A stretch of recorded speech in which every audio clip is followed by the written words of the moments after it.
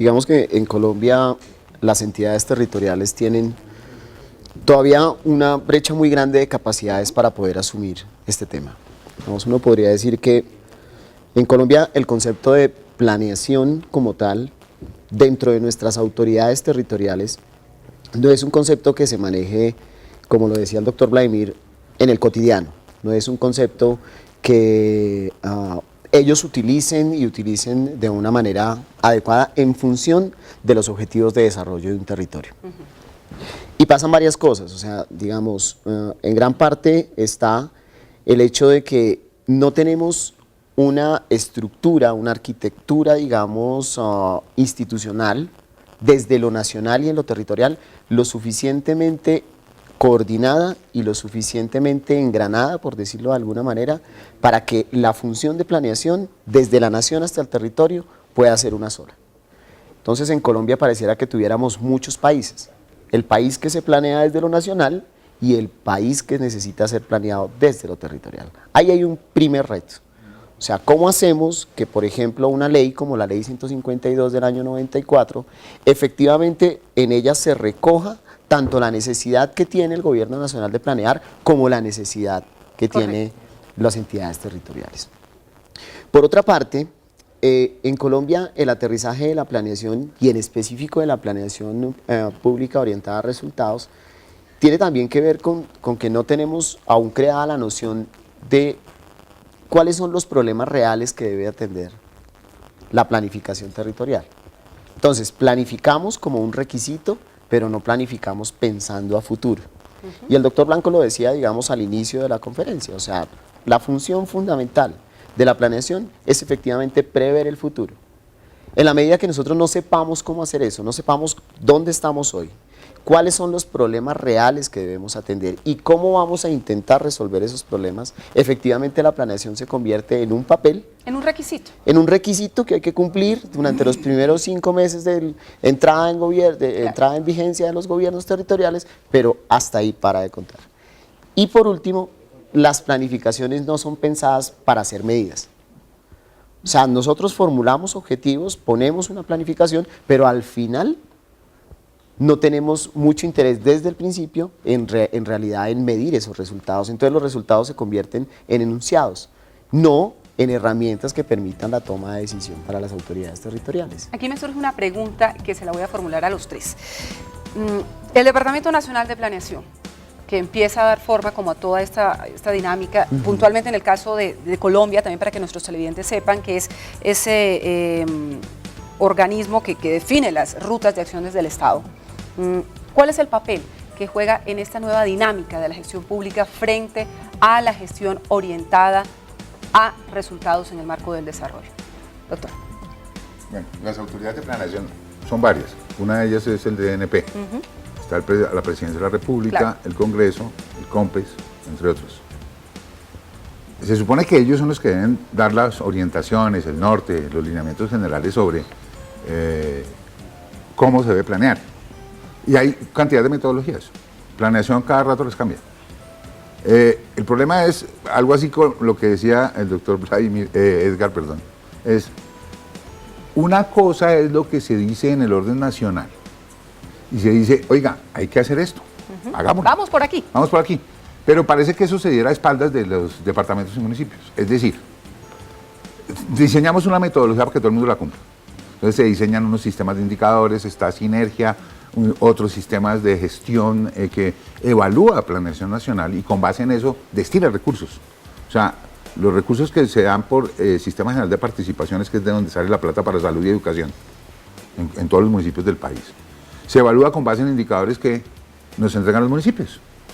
Pero, ¿qué indicadores entregan los municipios? Los que planeación quiere que le entregue. Claro.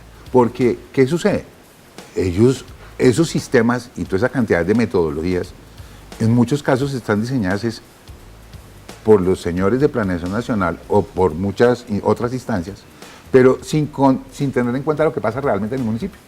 Ejemplo, hay municipios que en planta, o sea, su planta de personal son 10 funcionarios, el resto son contratistas. Pero entonces, en las normas del orden nacional, que son diseñadas por la Nación, por el Congreso, que curiosamente también hay representantes de los departamentos y municipios ahí, dicen, hay que crear un comité de planeación, hay que crear un comité de seguridad, hay que crear un comité de gobierno electrónico, hay que crear un comité de gestión de calidad, 50 comités.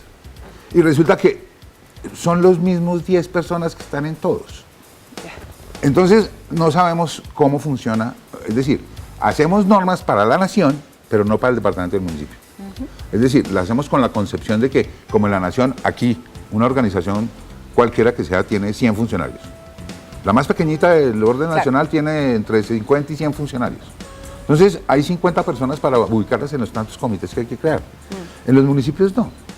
Entonces, ese es uno de los problemas, a mi modo de ver, que se presenta. Mientras la gestión para resultados nos dice, oiga, no importa cuánta gente haya, cuántos comités haya, hay que hacer es esto.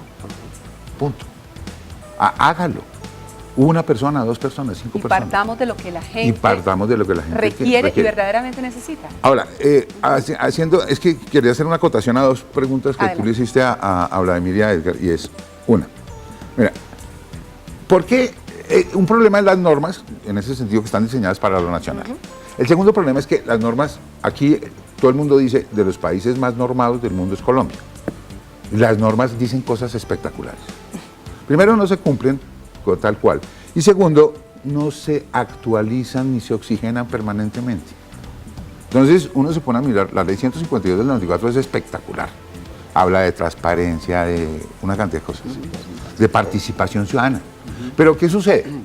Primer problema, los alcaldes son elegidos en 1 de noviembre del año respectivo. A 1 de enero se posesionan. Ellos tienen un mes para formular un plan de desarrollo.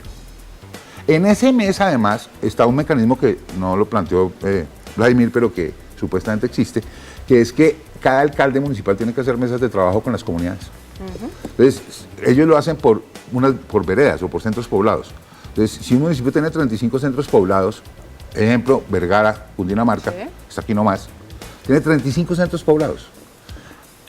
¿Cuándo el alcalde municipal va a ir a los 35 centros poblados a En ese hacerlas tiempo. en 30 días, a hacer las 35 mesas de trabajo que además hay que dejar evidencia, grabada, en papel, en todo lo que se quiera?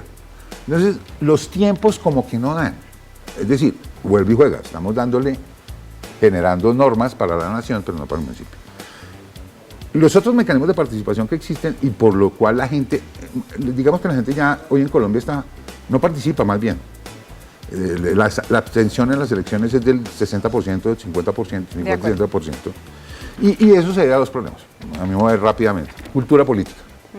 Aquí no hay conciencia, no hay cultura política. O sí hay cultura política, pero el grado de cultura política que hay en la población está entre el 1 y 2 sobre 10, diría yo. ¿Quién es el responsable de que haya cultura política? Los partidos políticos. Y en Colombia, desde las teorías de Duverger y otros autores, no hay partidos políticos. No tenemos partidos No hay políticos partidos fuertes, la verdad fuertes, es eso. No hay partidos políticos. O sea, y si digo quiénes podrían considerarse partidos políticos, se mueren de la risa. Por su estructura y por la permanencia que tienen en la gente, se podría decir que hay 2 partidos políticos en Colombia y no son los mayoritarios. Sí, no están gobernando. No Bueno, están pero gobernando. sí, están en la unidad. No, él mira.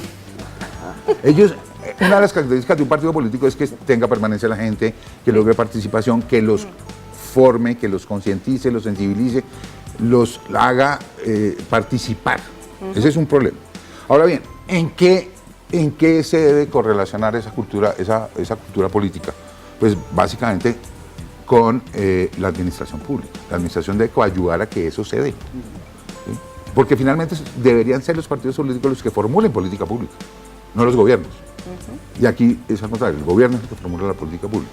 Entonces, ese es 2 elementos. 1, desactualización de normas. 2, partidos políticos débiles. Y diría un tercero, que la institucionalidad es casi que por países. Tenemos varios países en Colombia. Muchas visiones. Entendía la institucionalidad como el conjunto de normas y reglas que rigen a una comunidad, costumbres, tradiciones. Entonces, no estamos tampoco legislando para eso. No estamos legislando para la costa o para lo que llamaban antes territorios nacionales, que es la selva. Amazonas, Guainía, todo esto. Ni tampoco para el suroriente del país. Entonces, hay una brecha ahí grandísima que no permite que la gente, además que la gente no participa porque no lo estamos estimulando, no la estamos motivando. La gente participa en las famosas mesas de trabajo de la planeación y cuando va a mirar el plan de desarrollo no hay nada de lo que ellos propusieron. Claro. Entonces dicen, ¿para qué vamos Se dentro de 4 desilusionan. años a lo mismo? Sí. Entonces ahí me parece que hay... Y luego hay los un- partidos políticos se preguntan, ¿pero por qué la gente no participa? Exactamente, porque no hay Es coherencia. realmente un círculo vicioso. Un círculo en torno- vicioso. No virtuoso, bastante Bastante vicioso, vicioso. frente a este tema. Frente. Doctor Vladimir, su percepción de toda la labor que se viene adelantando por parte no del gobierno, del Estado, frente a lo que es la Dirección Nacional de Planeación y otras entidades que se supone que deben adelantar esta labor. Bien, yo entiendo el Departamento Nacional de Planeación como una entidad encargada y responsabilizada de construir argumentos técnicos y metodológicos para el desarrollo territorial del país y pensarnos un futuro como nación. Sin embargo, ahí estoy muy de acuerdo con el profesor Jorge Blanco respecto de, es que aquí hay muchos países y tenemos que empezar a armonizar. Más bien no encuentro esos mecanismos de armonización. El Pacífico colombiano respecto de los Andes colombianos, respecto del Caribe colombiano, el macizo colombiano, son tan distintas las culturas, las expectativas de desarrollo, qué es lo que esperan hacia futuro, culturalmente cómo se comportan, que creo que no es posible ponerles una sola talla, un mismo zapato a todos por igual. Claro. Ahora, en ese sentido creo que sí hay un reto para el Estado colombiano en general, y es empezar a tener unos enfoques bien particulares de los territorios en Colombia, para no darles a todos la misma medicina, sino para empezar a entender y preguntar cuál es la expectativa frente a cada uno de ellos respecto del desarrollo. Y fundamentalmente empezar a generar instrumentos formativos en los ciudadanos respecto a la planeación. Hay una coyuntura, en este momento estamos en plena coyuntura relacionada con los recursos del Sistema General de Regalías. Entonces el país tiene, yo diría que un déficit de ejecución de recursos por una ausencia de proyectos y un proyecto formulado adecuadamente. La pregunta es, bueno, ¿y por qué no se formulan en Colombia proyectos adecuados? ¿Porque el alcalde y el secretario de Planeación no saben formular los proyectos? ¿O es que deben ser ellos los únicos en formular los proyectos? ¿O quizás porque los colombianos en nuestros procesos formativos no tenemos esos mecanismos que nos ayuden a pensarnos el futuro como proyectos personales, proyectos comunitarios, proyectos de municipio, de departamento o de región? Y creo que sí hace falta involucrar al pensamiento estratégico como planeación, formulación de planes, formulación de proyectos en procesos formativos. Y eso es algo en lo cual estamos en mora de hacer como Estado. Es una asignatura pendiente justamente Llamar más a los amas de adelante. casa, que ellos Claro, planean por bien. supuesto. Claro, y ellos ellas sí que planean muy conocen muchos problemas porque cada una resuelve los suyos en su propio hogar y cada vez con menos recursos. Doctor Bernal, su percepción acerca de este tema de la labor de la DNP. Muy puntual y más allá del DNP de todo el gobierno nacional, yo creo que, bueno, el DNP es quien agencia el interés de la planeación o la función de planeación constitucionalmente. Pero sí creo que hace falta en Colombia también un poco avanzar hacia un mayor grado de integralidad de la planeación. O sea, es el mismo punto del que hablaba hace un momento. O sea, no se trata de dos países, entonces aquí esos dos países tienen que empezar a dialogar. Lo nacional con lo territorial, por ejemplo, hacia la definición de objetivos comunes. Es bastante curioso y bastante complejo en términos técnicos y para los planificadores del desarrollo poder armonizar las metas del Plan Nacional de Desarrollo con las metas de los planes territoriales. Ahí no hay un diálogo. Mientras no haya ese diálogo, no hay posibilidad de hacer una lectura de país, de resultados de desarrollo en términos de país. Porque entonces cada uno monitorea su territorio, la nación monitorea sus sectores y en medio de todo eso está la descentralización jugada, pero no sabemos muy bien qué ha pasado. Entonces, si uno le pregunta al Ministerio de Educación qué logró, el Ministerio se lo dice. Pero de pronto, si uno hace una lectura territorial de esas metas, la cosa cambia. Y ahí hay distorsiones y brechas de información que son muy delicadas para poder, digamos, abordar un proceso de planificación nacional. Y creo que hay una cosa también muy importante, que esa también es agencia desde lo nacional, porque finalmente la nación tiene mucha mayor capacidad institucional. Y es que se debe hacer un esfuerzo muy importante en acompañar los procesos de planeación en los territorios. Definitivamente lo que nos contaba el doctor Blanco es muy cierto, o sea, administraciones municipales con 10 funcionarios que tienen que cumplir en tiempo récord con hacer un plan de desarrollo, Claro. y ya luego no alcanzan y entonces terminan contratándolo con el primer consultor que les haga el plan de desarrollo, y esa es la visión de desarrollo que se queda durante 4 años de gobierno. Entonces estamos perdiendo todo el esfuerzo. Eso es súper complicado. Pero lo que hay de fondo, más allá de la crítica, es un tema de capacidades.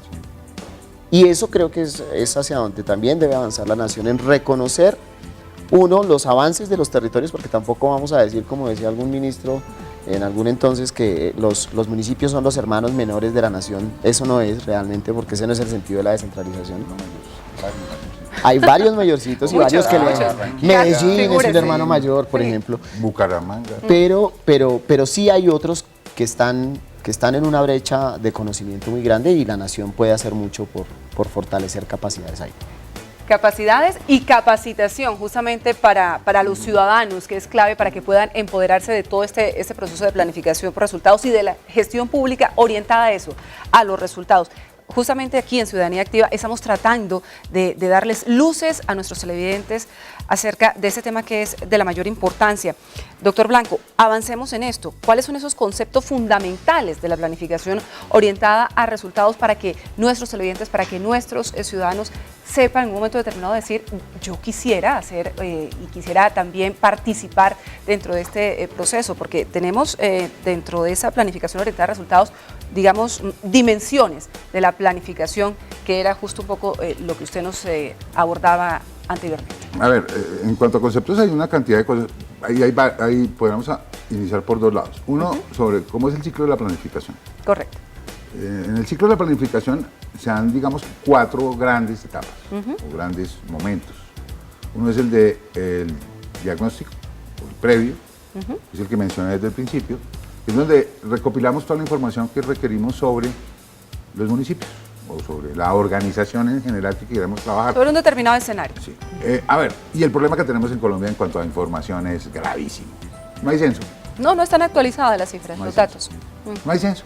Entonces, a ver, si yo no tengo claro qué es lo que tengo, y cada vez que voy a hacer un plan tengo que hacer una recolección de información, que no sé si va a salir bien o no, porque es que hoy no sabemos cuántos ciudadanos somos en Colombia. Es más, a mí me parece sintomático. Hoy sale en Caracol la noticia de que van a hacer una actividad frente a los 1000, lo de la Agencia para la Prosperidad, que va a generar el mapa social de Colombia sobre los 1104 municipios. Pero uno mira las cifras del DANE, creo que son 1128, en el otro lado son 1132. A ver, nadie tiene claro cuántos municipios hay en Colombia. No sabemos cuántos habitantes tenemos. Los índices de mortalidad, morbilidad, analfabetismo, cambian, todos son proyecciones, porque como el censo que estamos tomando es el del 2005, en algunos casos. Imagínense un municipio que no tiene capacidad para, pero ojo, ellos sí pueden hacerlo fácilmente, porque es que el alcalde, cuando uno habla con un alcalde, le pregunta, oiga, ¿cuánta gente votó por usted? Él dice, 3.525, y se me voltearon 5.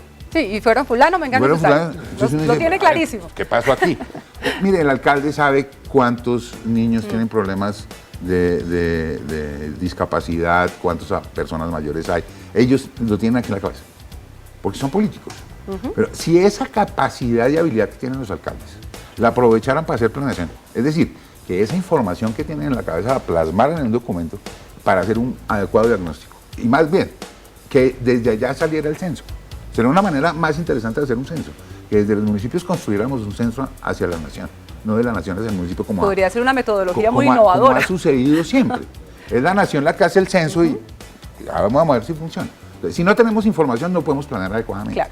Entonces, primera etapa, diagnóstico. Correcto. Y con base en ese diagnóstico tenemos que definir misión y visión de nuestra organización. ¿Qué más? Además de la misión-visión, seguimos la segunda etapa. Ya tenemos claro para dónde vamos, la visión y la misión. La visión más que todo nos dice a dónde queremos ir. Segunda situación, formulación del plan. Entonces, una vez teniendo la información y definir en qué situación estamos, vamos a decir para dónde queremos ir. Entonces, oiga, para el 2020 queremos tener acueducto en mi pueblo. Pues hagamos el acueducto. Oiga, pero ya sabemos que hay uno iniciado. Sigamos con el que está. No como sucede en muchos municipios, que cada alcalde llega y arma un nuevo. Comencemos desde el Comencemos principio. un nuevo Sí, sí, puente, sí. un nuevo acueducto, una nueva escuela. Porque lo prometió. Entonces ya hay 3 escuelas iniciadas, pero ninguna terminada. Hay 3 puentes iniciados, ninguno. No, continuemos. Entonces, el segundo elemento, formulemos con base en lo que ya hay para llegar a un futuro. El tercer, y en la formulación hay que tener en cuenta la parte presupuestaria. Es decir, Claro.